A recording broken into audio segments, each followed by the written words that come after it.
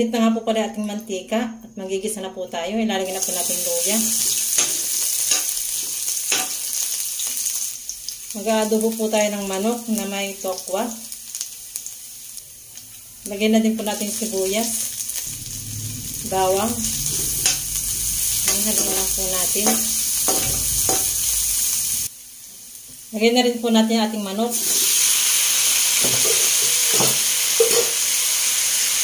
Haluin po ulit natin.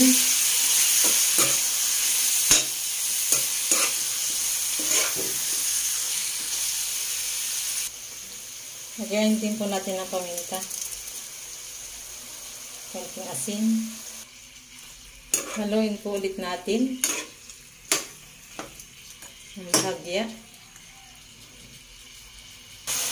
Nalagyan na din po natin ng toyo.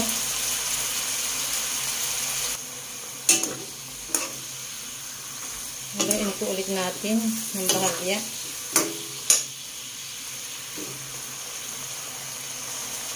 Lalagyan na rin po natin yung tokwa na pinarito po natin kanina. Hindi ko na po naipakita. Ilagay na rin po natin yung saging na saba.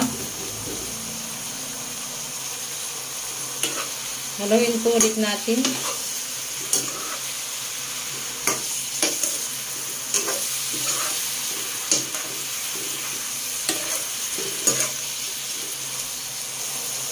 Lagyan na rin po natin ng suka.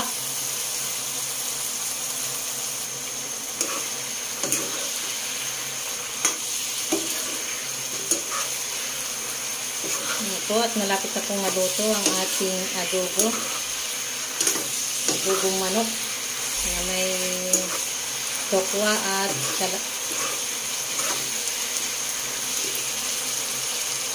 saba.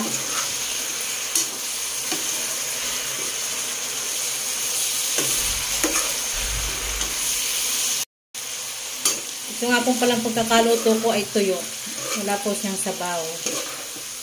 Wala po siyang sabaw.